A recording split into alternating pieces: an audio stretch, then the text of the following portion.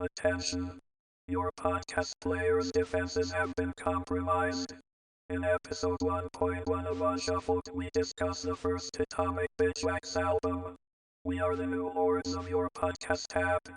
Peace, hope, and love are very good things that we would like to encourage in our audience. But first, here's our awesome intro music from Seven Planets.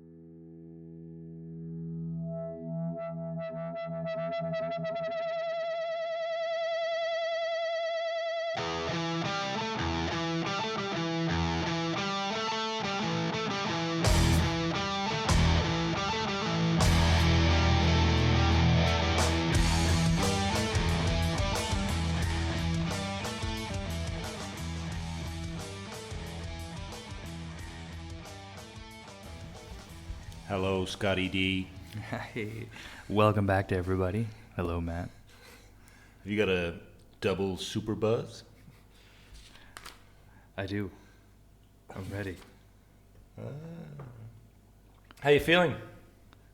I'm good. This Yeah. was fun. Yeah, wasn't it?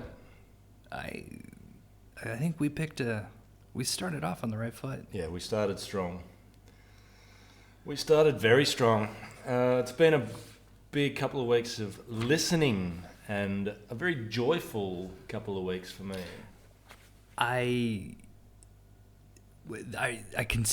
Yes, the minute that first track hit, Yeah. and it was just, as I was listening, I was like, oh, okay, all right. I'm gonna enjoy this. Yeah. Now, just so our listeners are aware, the aim of this is not to be a couple of fanboys and just talk about how good things are all the time.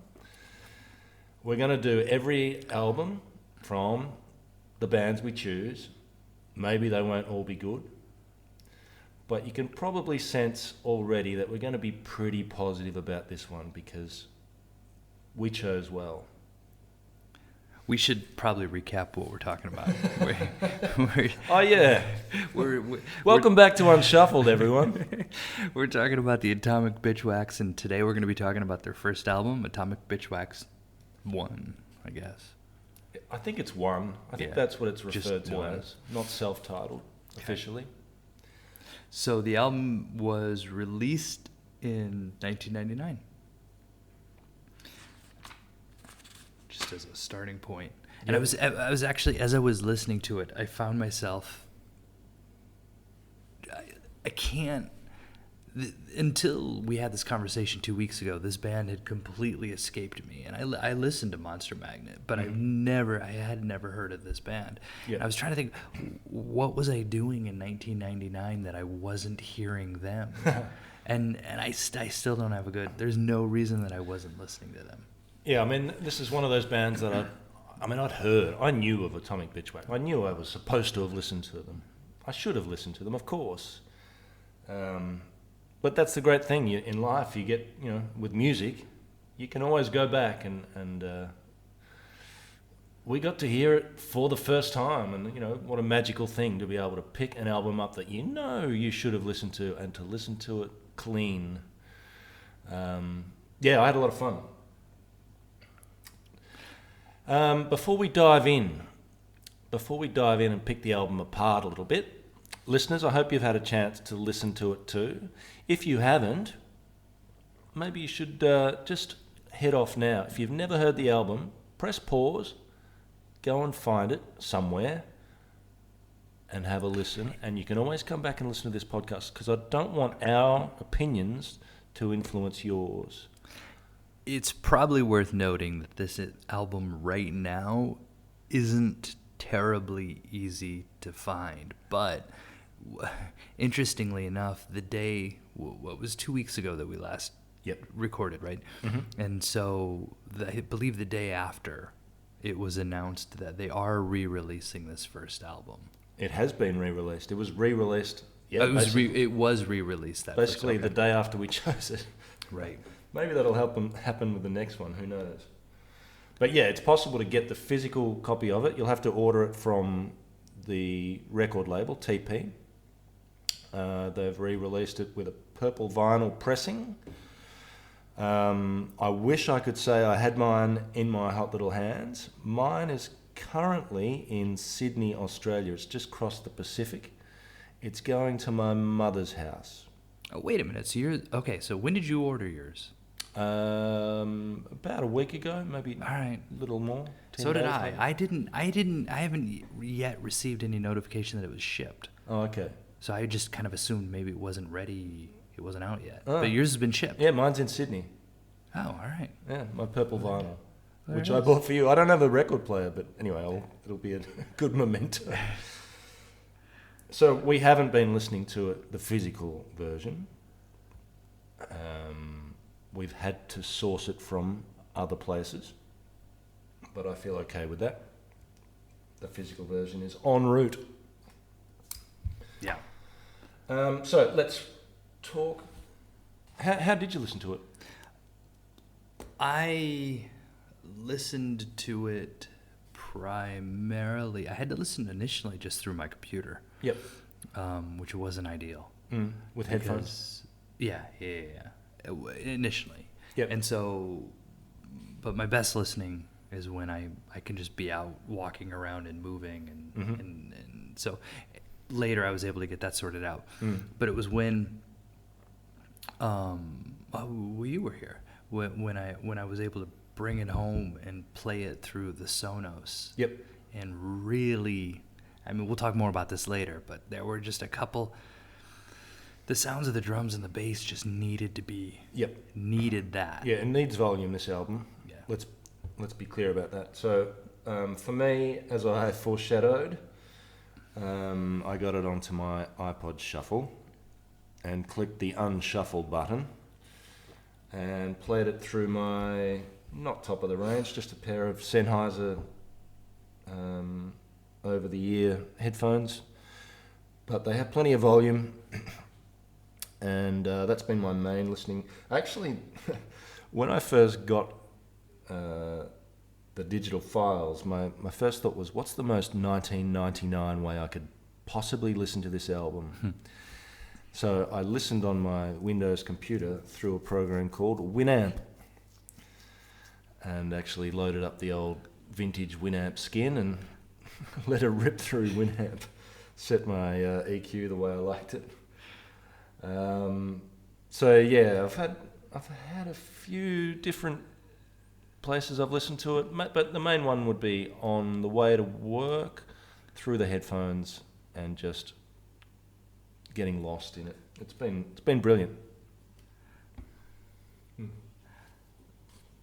Yeah, I wish I've since I've been able to sort it out and get it mobile, I've been able to listen to it well. Sort of just out and about and walking around. And Yep. it's diving in. So should we get to the stats? Yeah, give us the we were going to have a section called listener feedback. Oh yeah. I can tell you that we received one email from Google advising us how to complete our Gmail setup. I don't know if we can count Google as a fan. No?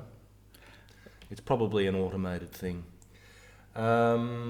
We do have a unshuffledpod@gmail, by the way, if you do want to contact us. And yes, we will read your email.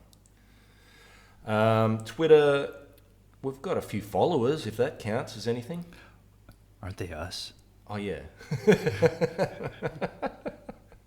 I did notice on Twitter, though, a hashtag metal mindfulness, which I thought, I sort of tried to tag along with that one for a while. There's people out there that realise that, something has been lost in the way we listen to albums. We're doing a service here. Yeah, well, Yeah. I think we are. Well, As I said, I- revolutions start small, but we'll see where this one ends up.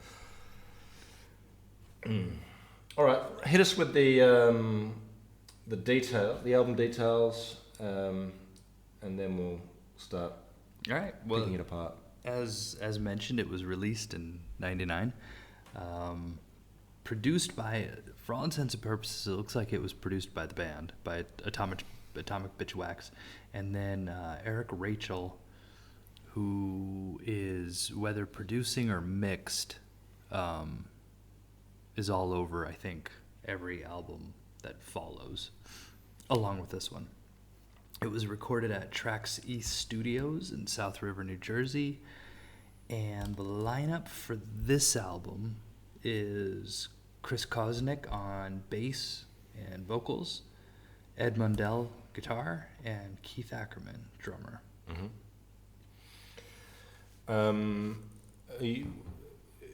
That New Jersey scene was very fertile at the time. Are there any other New Jersey bands that you're familiar with? I mean, you're more across the geography of the US than I am. But I mean, there's some bands that I've listened to from that area, including some bands that contain people from this band. Yeah, well, so through this, I mean, I knew Monster Magnet, and then I found Black NASA. Yep. Which Kosnick. is Kosnick. I listened to Solace. Yeah. Which is Ackerman. Yep. I listened to a band, Nova Driver. I'm not sure if they were New Jersey, though. Right. But I was steered sort of... Who's in them? In Nova Driver. I don't really know much about them, right. actually. But I was sort of steered in that direction through this band. Okay. And then I've noticed... so that's where I went with this. Okay. Yep. But that New Jersey scene, there's a whole bunch of bands from this genre. There's Solace, as you mentioned, Solarized, who I'm not... Oh, yeah, Solarized. Yeah, and there's some others too. That was Mundell. Mundell's on Solarized, yeah, okay. Yeah. And it all harks back to Godspeed, right? Which was the original band for who? For Kosnick. Okay. And Tommy Southard, who ended up in Solace. I don't know. It sounds very incestuous. Nova Driver's on Smallstone. Oh, there you go. Great album. Great label. Great label. They've got many good bands, including Seven Planets. They're from Detroit, including Seven Planets. Yes. Yes. Sorry, I didn't mean to step on that. Yes. Yeah, so there was something good going on in New Jersey at that time. Must have been a fun place to be. Turn of the century, New Jersey. Jersey Shore. They're all from the shore. And that interview you posted, we have a link section. Yeah, show notes. Check the show notes, people. And the link to the interview with Mundell from '99, around the time this album came out, and he gives a really good sense of sort of what that scene, what that feels like, and what that looks like around that geographically around that area at that time. Yeah, and I mean they all like. I also read interviews with Kosnick, who was saying, I'd sort of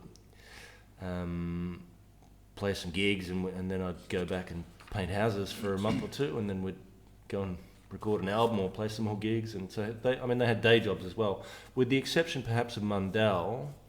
And I guess that's the big sort of spectre that is sort of lurking over this band and this album, is the spectre of Monster Magnet, who were breaking pretty big at the time. And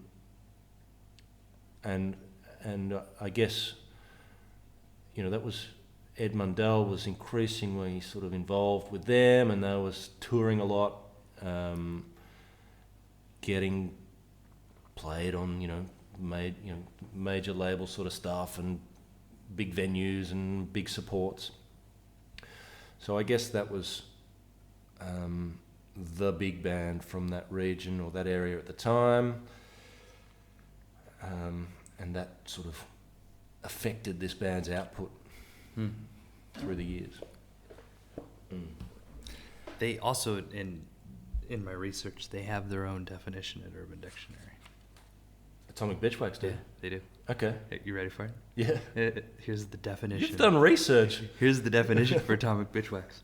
A kick-ass metal band from New Jersey. Awesome riffs and great instrumentals. Here's my favorite part. Only half their songs have words. Ah. It's certainly true of the first album. Yeah. I'm assuming it continues on. Okay. Well, didn't they say in that interview that you had posted? He said that they'll write the song, and if Kosnick comes up with words, great. If not, they'll just release it as an instrumental. Yep. And that's something again we can sort of talk about the sort of interplay between the songs with words and the instrumentals. And we'll have a look at those. But yeah, I mean, there's some great instrumentals. And, the words aren't important, let's put it that way. I don't think they're trying to break any great grounds. They're not going to be in any high school English essays anytime soon, the lyrics from this album. No, they're not going to. Yeah, right. Right. But that's it's a fun band. I think that's the overriding sense I get from this album. Is this is a good time album, and they're not trying to do anything too serious. They're not trying to make any great artistic statements other than just have fun and enjoy life and enjoy music. So we've not yet gotten into any of the other albums, and we'll get there when we get there, but anything that I have read, a lot points to, at least with a string of the records, of this being sort of the better of them. Mm-hmm. And I wonder if it has something to do with the fact that this does it seems to have been treated as a side project. Yep. There was no pressure that it was ever supposed to be, from what I understand anyway, that it was never supposed to be anything more. And so that idea of it just sort of being fun. Yep. And but they'd been together since 92. 92, yeah. So not only was it a side project, but it was, they'd been jamming for 7 years. Right. And just getting together at someone's house and jamming it out. So, yeah. And you could tell how well, it almost feels like a live performance, this. Right. And a good one, they're very, the teamwork between these guys is really notable. I don't know how it was recorded, but it does feel like that it wasn't recorded track by track. Like it was recorded with them all there. Just jamming away. Together, yeah. Okay, should we get a little deeper? Let's do it. Mm-hmm. Do you want to give your thoughts on let me give you my thoughts on the artwork. We don't have the liner notes yet. The liner notes are in Sydney, as you heard, and we're in Jakarta in Indonesia. The artwork features an unclothed woman on the front cover. It's a very sort of 70s feel to it. It's like something that would be spray painted on the side of a van. Yeah, there's sort of purples and. Was this Orion Landau? Did he do this? Yep. This was his photo? This was his. Yeah, because he's done a lot of album artwork, for some big metal bands throughout the 2000s. But yeah, this, like the album, the artwork has a very lo-fi feel to it. There's not, it's just a photo of a naked woman. Okay, that's kind of hard rock, I suppose. But yeah, I guess it suits the, maybe not politically correct, but it suits the vibe of the album. It's a fun album, and I guess it's a fun cover. Yeah. I do feel like, there was a string of sort of this similar style with their album covers that I don't know if they've held up so much if we look at it 20 years later, but it was what it was, and you can definitely tell the vibe that they were going for. It's albums. I believe I don't even actually know. I'm not entirely sure how many of his albums they had that he had done, or I think Orion Landau had done at least. Because if you look at the similarities of the album covers, he had done at least the first. Certainly did the first second three, one. yeah, but like the first. And then what was the one with the? The Pinball Machine. No, well, yeah, that one. But Pinball Machine's 3. I was thinking the one with the woman in space. I think it's Oh, yeah. Gravitron. No, it's Force Field. Force Field. Okay. So yeah, the first. All right, so maybe I don't know. Maybe it kind of drops off after the third, because you get into box riff and it's definitely different. Anyway, again, not much thought went into it. It's fine. It'll do. Which I guess is what they thought when they made the album cover. Right. I think the girl was Landau's girlfriend. Is that right? Oh, well, that I don't know. That's the story I heard. Oh, okay. I don't know. Maybe that's I don't know. wrong. I'm not sure. All right, and then you press play first time. Oh, so yes, And you're hit with Stork Theme. you are hit with Stork Theme. Well, the first thing you get before you get anything is You get space lasers. You get, that sort of spacey sound. With the, And it doesn't let up, and it's amazing. yeah, Like, it's such a great intro. It just and you get space lasers every like 3 or 4 songs. You just get them shot in there out of nowhere, and you're like, yes. Yeah. I didn't know I needed space lasers right now, but that was exactly what needed to happen. Yeah, great start. And that, I think, is Mundell, right? That's Mundell doing that stuff. Oh, yeah, the effects. Yeah. I assume, yes. I've done looked at a lot of interviews, and another one, I think he is like a gearhead, like he just loves his experimenting with his amps and seeing what sounds he can get out of it. Can of Coke there, good to hear. Unless we get sponsorship. Yes, a can of unnamed beverage. Insert sponsor here. But yeah, I mean that first song, as well as that laser sound, it's got cowbell. It does have got cowbell. It does have cowbell. It's got that phasing. Is that what it's called when you that sort of Jimi Hendrix phase? I think it's called phasing. When again, it's that space stout sound. But they do a lot with like a flange too. Yeah, a very tubey sound. Like it's not crunching. This is not Machine Head, which was our other option. And it doesn't let up. Yes. And so when Mundell breaks into a guitar solo, Kosnick's like filling that space too with just these really cool bass runs. Yep.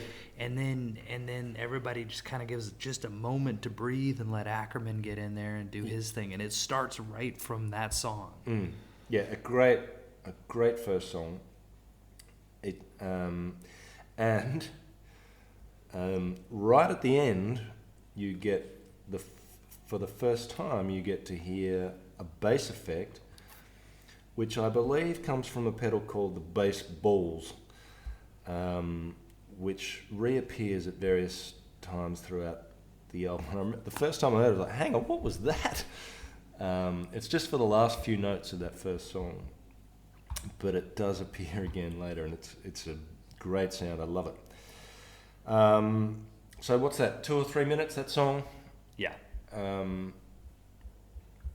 yeah, it's like it's got these, so it's got a big like triplet da-na-na, and then it's just got space for the various band members to do their thing after that. So they all have a go at filling the space with some Ackerman fills, which are great, and some bassy bits. It's a real showcase for the band to show how tight they are as a unit, but also to give each of them some space to noodle about and show off their chops.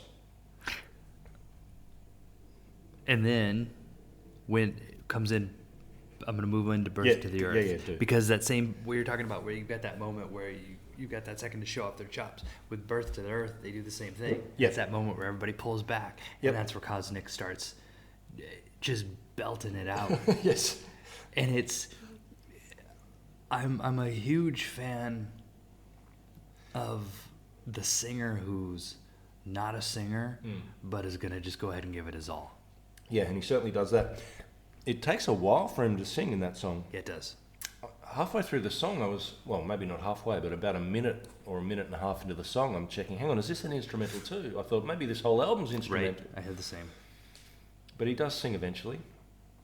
Now, we're teachers, and I actually really like the sentiment of this song. If you've got a question, you should ask it. I think we should get T-shirts made up with that on it or something like that. That's a good message. The bit about the bad breath or whatever, I'm not sure about that. The rotting soul.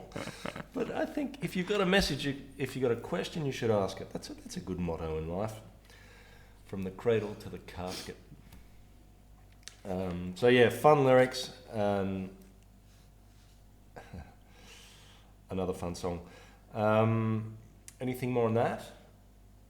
No, it was, well, we'll get more into this later when we're talking about favorite songs, but I'll explain later. Are we going to name our favourite songs as they come up, or do you want to name them at the end?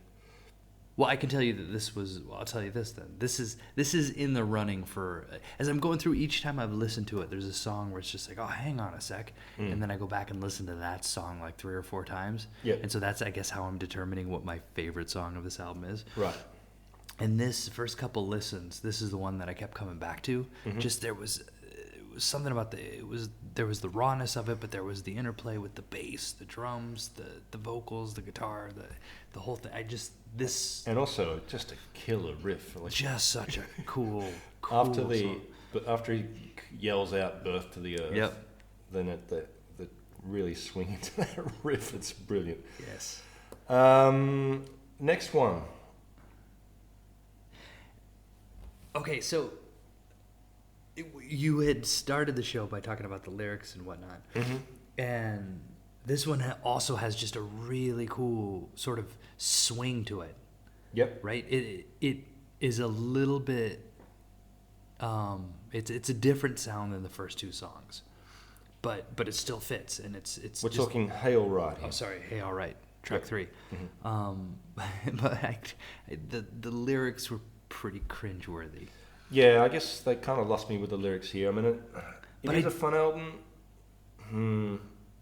I guess there are limits, right? I can't imagine, and I think they still play this. I just can't imagine, and I'm hoping to see them, but I just can't imagine being at the gig and singing along with this and with a straight face, like it's.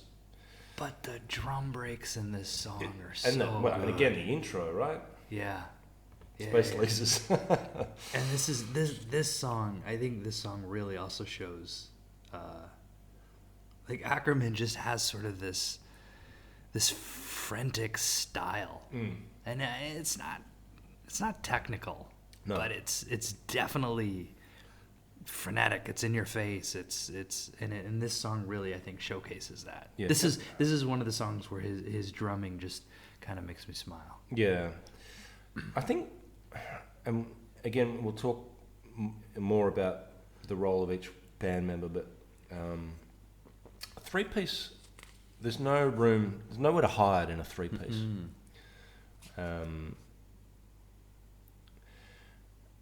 And the drummer is just so important because you just don't have, you don't have a rhythm guitarist to fill the space. So someone's got to do it, and it's not always going to be the lead guitarist. It's not always going to be the bass player. The drummer has to step up, and he's got a very busy style.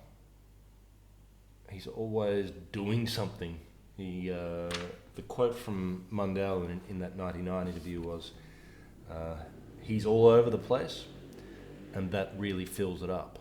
So, and yes, that's very true. Really catchy song.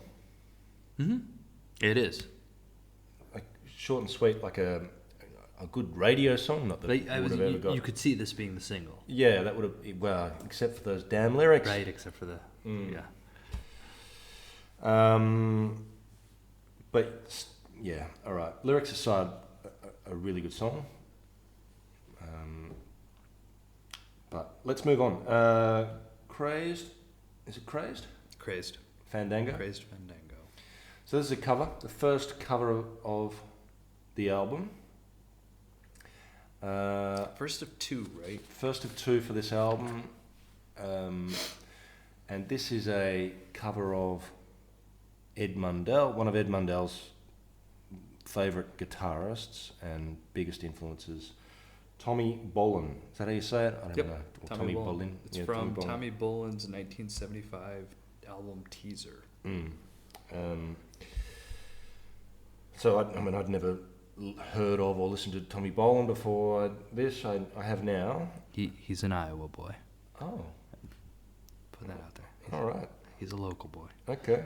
Him and Slipknot. Him and Slipknot. That's all we got. I'm sure there's others. But yeah, clearly a talent. Died young, but achieved a lot. Well, died at 25, I think. Yeah. But Mundell worships Tommy Bolin. What are your thoughts on the song? The song fits. Their interpretation. I've listened to Tommy Bolin's version of the song, which I had never heard. It's got that cool shuffling. It does. Latin feel to it. Well, Tommy Bolin went into this. That was never. I think he died shortly after this album. Actually, I think Tommy Bolin died within that year. But he kind of had this sort of jazz thing that he was sort of going into, and his version of Crazed Fandango sort of takes this towards the end of the song, starts to feel kind of overly produced. Right. Whereas theirs always just sort of keeps that same kind of raw lo-fi sound that they've I didn't initially realize that it was a cover. Okay. Well, that says something. So right, when we get to track 7, Yep. that obviously is a song that's not theirs. Yeah. This one didn't feel like that. This Right. one actually just sort of fit right in. Okay. Well, it's good fun. I like the track. Having said that, it's probably the one that if I was to pick one to play, it would probably be the one I would be least likely to just say, I want to hear that song. Right. It didn't really grab me, but, I'm happy to listen to it.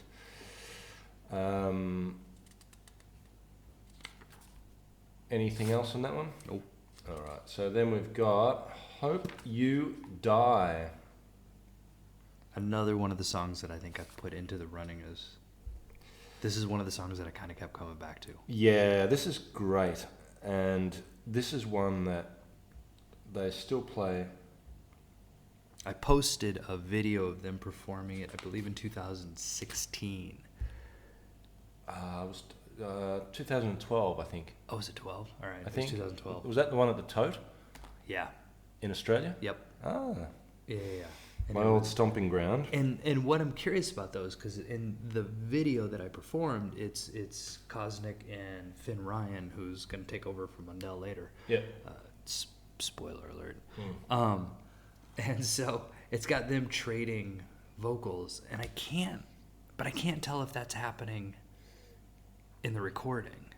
And you can barely tell it's happening in the live performance. They sound very similar. It's either it's two voices. I think it's just Kosnick layered in this version. In the album version. In the album version. Yeah. Yes. And I think it's him singing over the top of himself. Got it. Okay. That's kind of what I assumed. I was actually surprised when I saw the live version that it was him and Finn Ryan trading. Yeah, I guess they want to get that same feel live. Right. I've just written, all of my notes just say bass wow for that one. Mm-hmm. And this sees... and cool space sounds again. And the re-emergence of the baseballs. Yes. So, and yeah, this track has a bit more space to it. Some quiet bits where it's just cosmic yelling, basically, or in a tuneful way. And then so some really good sort of quiet bit, loud rocking verses, and yeah, just a great song, great live song too, as you see in that video. Next track Ain't Nobody Gonna Hang Me in My Home. Yeah, now this, surprisingly to me anyway. Oh, what are your thoughts on it? I'm gonna let you go first on this one. This is one that just about every gig, like I go to Setlist FM, and it's a great resource to see what bands are playing. They play this every time. I get it. I get why they would play it. They play it, every time. I assume, because it's fun to play, right? Right. I personally don't have much to say about it. Yeah. But I get why they would play it. Yeah, because it's certainly not my favourite instrumental on the album. And we'll talk about my favourite one later. And I can completely understand why they don't play my favourite, and I'll explain that when we get to it. It's a fun song, it's one that they could play without too much thought, I think, live, and sort of... Yeah, it's not... They get through the first couple of big songs of their gig, and then, all right, we can just churn this one out. Right. It's fun, everyone's going to like it, and then we can And it's what? How long is it? It's short. Because it's not... I mean, it's not... 2:55. 2:55. It's not Formula. Yes. The last track, which we'll get to in a second, but yep. I mean, that one you're kind of committed to. Yeah, so this is, I think, a chance for them to catch some breath at their gig, and I imagine after this they would probably talk to the crowd a bit, and then, all right, let's play a song off our latest album, or... Right. Yeah, so this is look, it does its job. I've got no problem with it, but it's not a memorable one for me. Kiss the Sun. Kiss the Sun. This is the one that, when listening to it, it's a cover. All right. Go ahead. We spoke about this song, and I've been looking forward to this moment, which is why I jumped in. We both know that this sounds like something. Yes. But we haven't discussed what it sounds like. We have not. So, I'm going to count down 3, 2, 1. So you think it sounds like a song? A particular song, or just a band? I said a band, but a band. All right, so... All right, we'll go 3, 2, 1, and then we'll both say the band, and we'll see if we say the same band. 3, 2, 1, Jane's Addiction. Jane's Addiction? No, sorry, Nirvana. I meant to say Bleach Era Nirvana. Should we do that again? That's not a band. What, Nirvana? Well, Nirvana is a band. During their Bleach 3, Era. 2, 1. Nirvana. Bleach Era... No. Jane's Addiction. I heard Jane's Addiction, especially in the vocals. I just heard him. And the Mountain Song. You could throw in Coming Down the Mountain. Yeah, no, fair enough. That didn't. But now that you mention it, but no, that didn't. I didn't register. To me, it sounded like something that could have been. It's a cool song. Yeah, it's definitely a cool song, but it sounded like something that could have also easily which makes it sound like I'm suggesting, but like could have fit on the Bleach album. Yeah.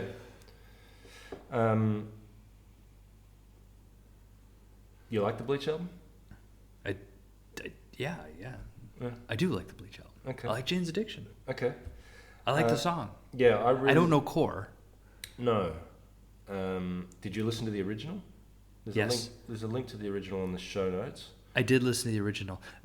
I like this version better. I do too. It's Mundell was in Core. Correct? Don't know. I think. Was he? Oh wait, or was Finn? No, Ben Ryan was in Core. Finn Ryan's in Core. Yes. Sorry. Yeah. Right. It was Mundell's replacement that's in Core. Never mind. Yes. Yeah, you had me confused there for a moment. Sorry. I like this version. This was actually... All right, so this provoked a question for me. My question is this: is this album stoner rock? Because that's what we assumed when we chose it. Right. To me, I'm not so sure. I mean, it's not an easy thing to define. I think this is something different. All right. I think this whole, and maybe we should save that discussion for the end. Maybe we can come back to that. Okay. But this song, I think, is a stoner rock song. Yes. Oh, I see what you're saying. And it sounds so differently from the rest of the album. It definitely stands out as a different sounding song. And to me, this is the stoner rock song on a non-stoner rock album. And I'll explain perhaps what I think, what genre Okay. I think it is when we're sort of summarising at the end. Why is this stoner rock song? Because it's repetitive in a good way. Like, it's got a hook and it doesn't have much else, but it's such a good hook that's fine. Right. I love the lyrics and I definitely hear Perry Farrell in the lyrics, and I know that he was a big thing around the time, and Monster Magnet, or one of them, supported Jane's Addiction when they came to town, and that was like the first time they played at a big venue. So maybe there's an influence there. I like the lyrics as opposed to the lyrics on the rest of the album, because it's a bit more meaningful. Right. Keeping in mind somebody else wrote them. Yeah, well, that's what I mean. Yeah. So I really like this song, and it was certainly a contender for my favourite song off the album. And it means that, I'm kind of not as anxious about knowing that the guy that wrote this song takes over from Mundell down the track. I'm not as anxious about that as I might have been had I heard this album and thought, oh no, they're not going to stay together. Well, because the band that we're going to be listening to at the end of all of this is pretty dissimilar from the band that we're talking about, right? The band that we're excited about right now. Yeah, that's a bit of a worry. Yeah. But it'll be interesting, and I think it'll make for an interesting next few episodes as we watch the band members come and go. And, right. I hope it makes it interesting. Well, interesting for us. We got 7 of you. We don't want to lose you. Yeah. Stick with us. We could name them by... No, we won't. But yeah, great song. Loved it. Yeah. Not theirs. And I kind of admire the fact... Apparently, Core covered a Bitchwax song and they kind of returned the favour, and it's part of that whole... It fits in with that... that word I said, incestuous. That incestuous vibe. That they're all part of the same scene, playing each other's songs, going to each other's gigs and jamming, together or in the basements next to each other. So great song. Loved it. And loved it from the first listen. Yeah, no, same. Next track is Getting Old. Yep. I love this song. Right. Absolutely love this song. I don't love Getting Old. I would but how are your knees holding up, by the way? I'm bone on bone in my left knee today. Speaking of getting old. Knees are all right. It's my shoulder that's killing me. The rheumatism? We need a spin-off podcast. Yeah, Getting Old. Old parents of young kids. Yeah. This one starts off with another one with a long instrumental solo. It's got this really cool sort of flanged out bass riff happening. Yeah, now I've just written pure geezer in the intro. Oh yeah, absolutely. Geezer Butler. Yeah, and it was Electric Funeral was the song. One of the many things I like about the band is that 4. Sabbath aren't their dominant influence. I love Black Sabbath, and I completely understand why bands have been influenced by them, and so many. And we remember last week when every band we were thinking of, well, influenced by Black Sabbath. But yeah, this is what the first time on the album I thought this is really Sabbathy, and that's okay. Yeah, the drums, the bass, the guitar, the sound, the whole thing. It's the slowest song. It is. It starts off this with point. Yes, it absolutely is, and it starts off with sort of this sludgy, but it picks up. Yes, it does. And it picks up exactly when it needs to pick up. Yeah. So you love this one. Is it your favourite? If we're talking about that, then yes. This is your favourite? This is. Okay. It was the one that I think, in fact, we talked about this. There's words. There are words. It was the hardest one to get into. Yeah. Because coming off of Kiss the Sun, it sounded like it was just going to be sort of that throwaway track. Yeah.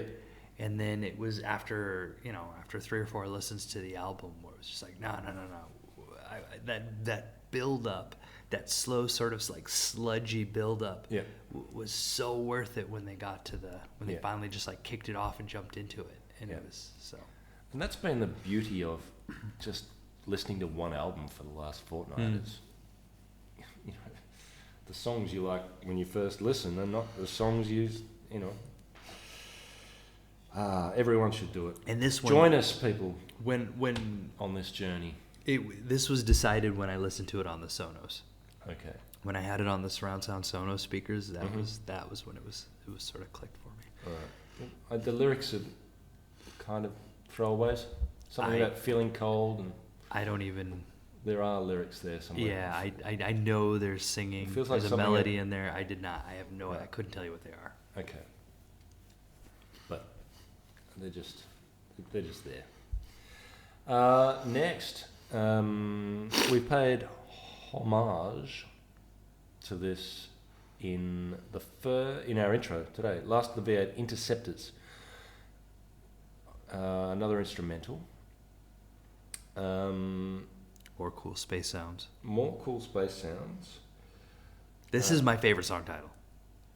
Like, I don't like the title. I like the title. I don't like the title because it doesn't match the sci-fi vibe. Like, it's a Mad Max title, right? But it's aliens and I like it. taking over the. Like, I thought it should have had a sci-fi title. Like, but anyway, I don't care about the title. I like the idea that the V8 Interceptors, sort of that mixing of kind of the car, sort of the whole cars and the girls with the science fiction. Right. And so I guess that's where I saw it. I guess if kind of all merging if aliens had attacked Mad Max's world, we might have had a much more interesting series of films. Perhaps. This is my favourite. This is my favourite song on the album. Okay, I can see that. It doesn't surprise me, actually. Why? Because I felt myself, and I got it, we mentioned it early, but I felt myself craving some space in the songs at times. Mm-hmm. There's such a busy band, all 3 members, that there were times when I thought, I wish they'd perhaps just pull it back a bit, and I got it on this song. Mm-hmm.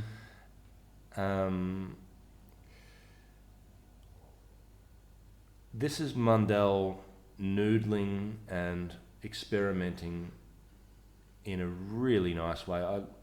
There's some effects on this that reminded me of Jimi Hendrix, the way some of the effects he used on, and I've linked to the Merman song on Electric Ladyland, the feedback effects he gets. I think he used a headphone for that, headphone and an amp.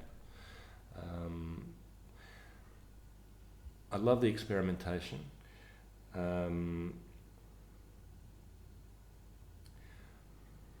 Now, and I also just, it turns into a really, the last minute or two it turns into this really galloping, quite metal almost, riff towards the end. And I must say, it's the first time I thought Mundell started to, or first in the solo towards the end of the song was the first time I thought, yeah, that's Iommi, because it doesn't seem to be a big influence for him. Mm-hmm. But there was an Iommi vibe in that galloping finale and the solo he lays over the top of it. Now, they don't play this live, and the reason, I'm sure, and I want to get your thoughts on this and where you stand, a three-piece where the guitarist layers himself, he plays a rhythm section and then layers his solo over the top. Is that cheating? No.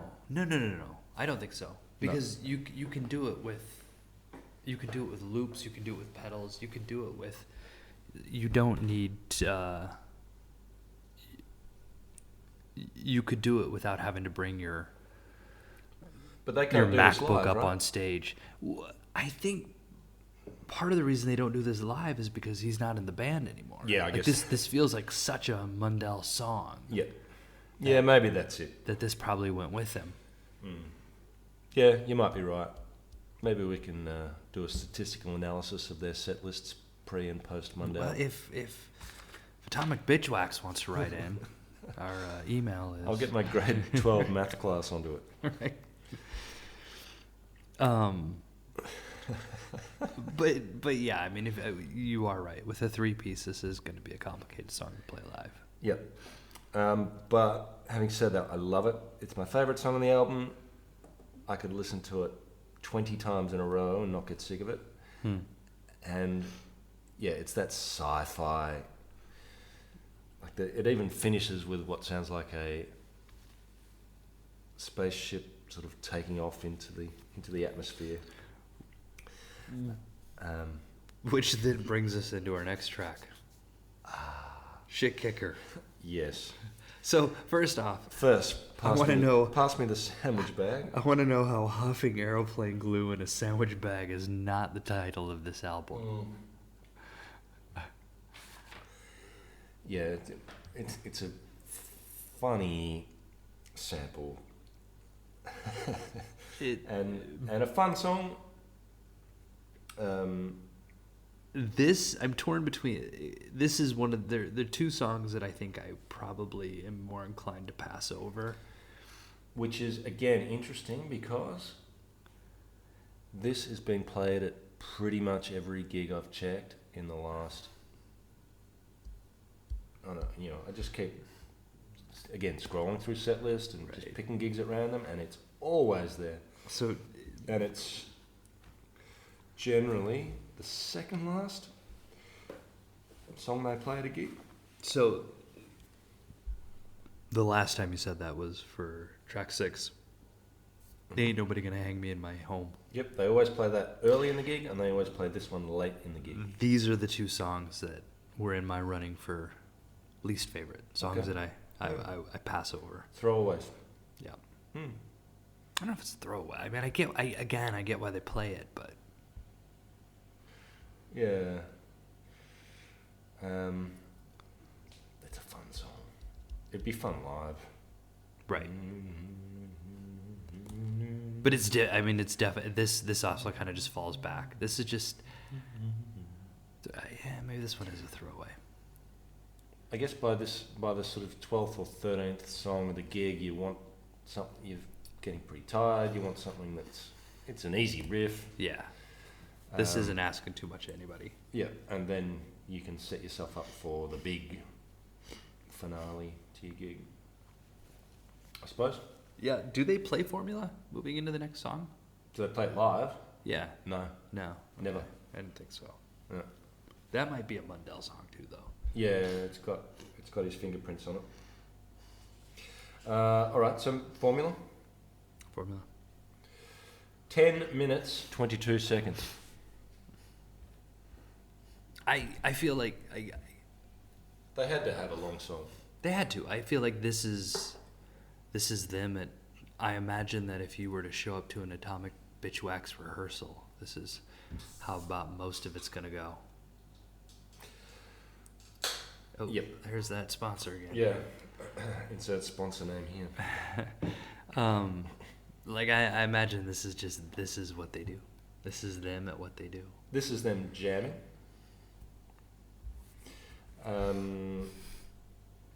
This is probably the one I've listened to least, maybe because it's the longest.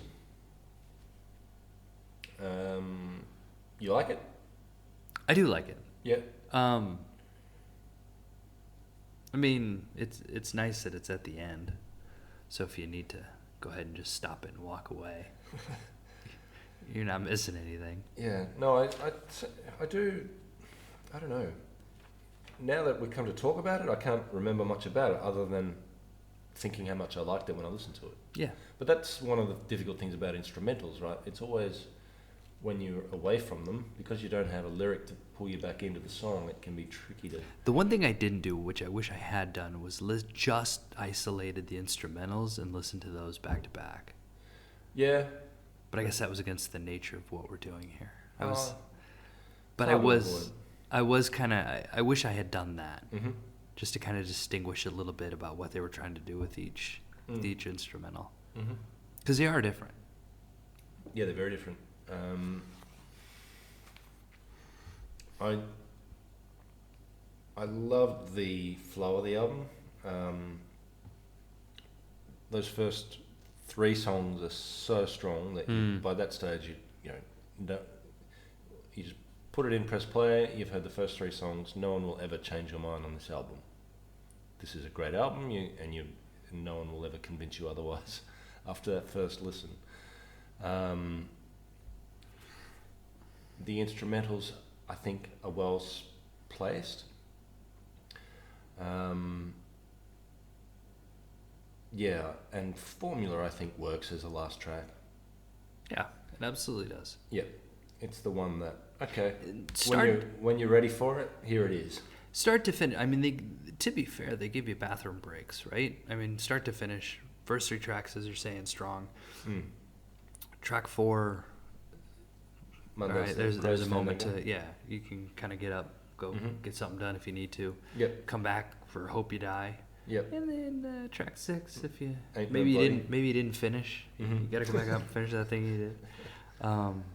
And then get comfortable and settle in, and if halfway through Formula you got things to do, then yeah, but then there's that night where you're ready for it and it's there. Right.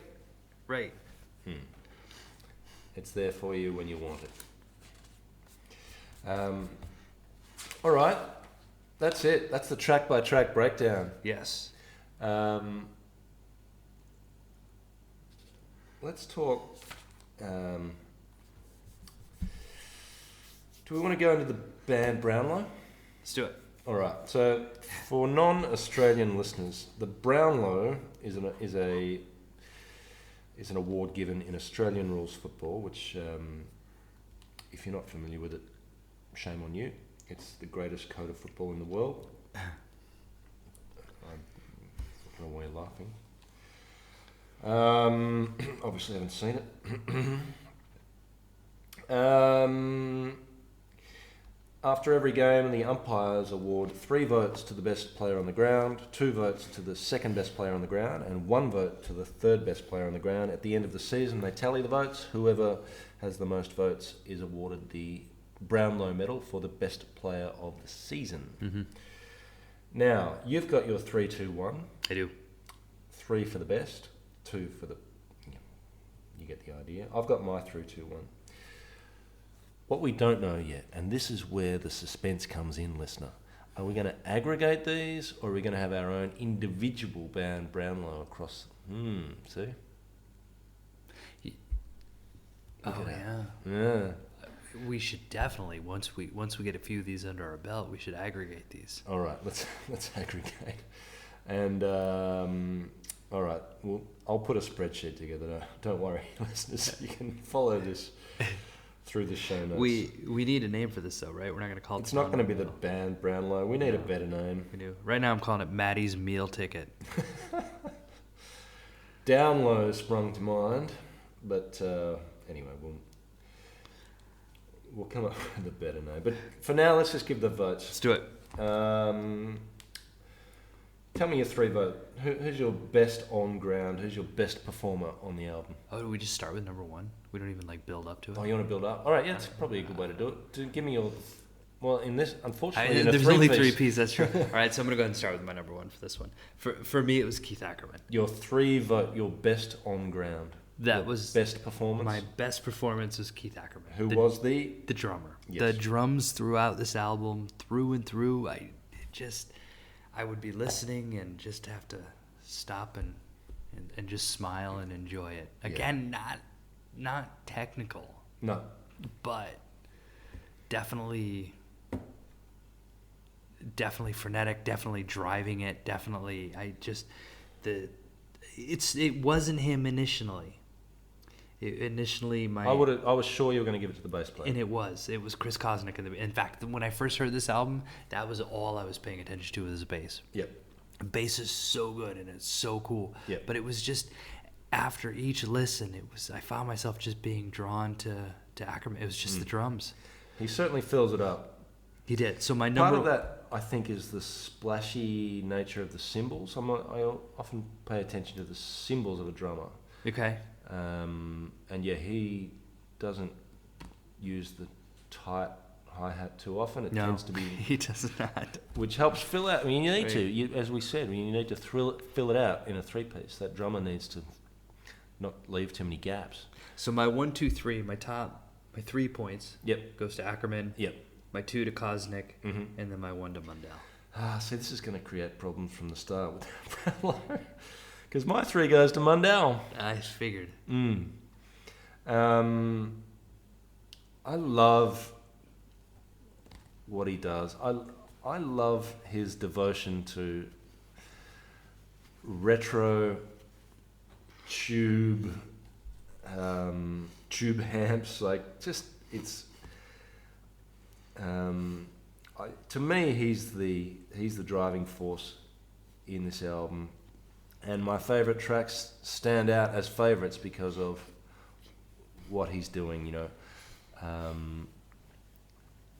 His solos are just fun without, you know, he's not busting out into anything, you know, he's not Steve Vai's sort of silliness, but he's showing enough to show his skills and his talents. But really, it's just his riffs, you know,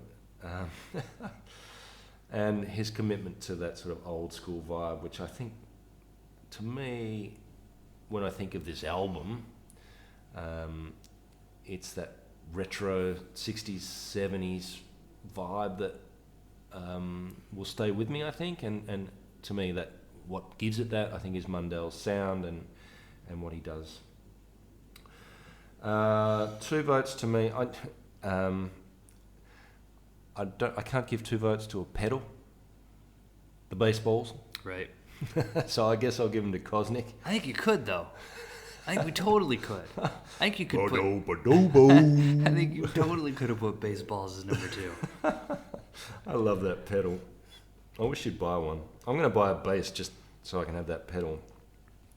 And yeah, I love the runs on the bass throughout the solos. And Ackerman, man, how can I give him only 1 vote? It's a sterling performance. To be honest, I could have easily given it to any of them. And to me, what stands out about this band, certainly on this album, is that they are a team, and they're a tight team. They share the limelight between them right from the first track. And all that time jamming together really shines through on this album. They know what each other's going to do, and they know what they need to do while they're doing it. Yeah. So now, with that said, have you listened to number 2 at all yet? I have not. No, I haven't listened to number 2. I haven't either. No, not a song. Okay. Well, good.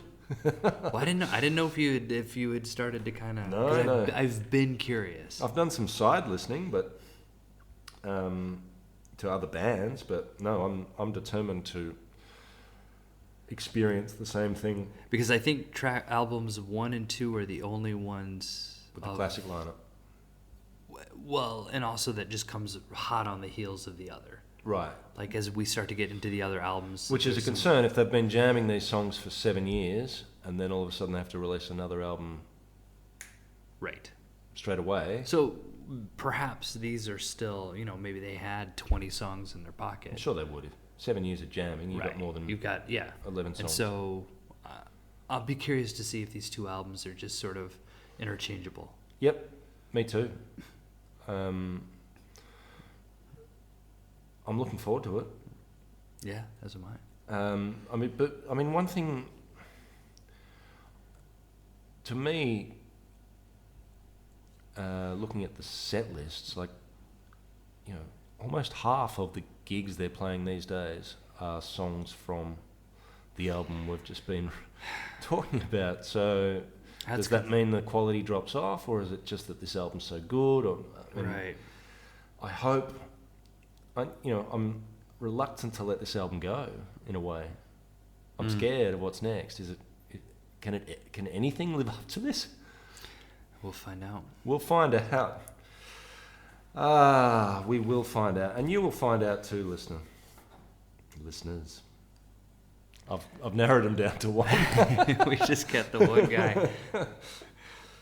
Have you got any predictions about the next album? So you think it's just going to be more of the same? I don't actually. I don't think it's going to be as good.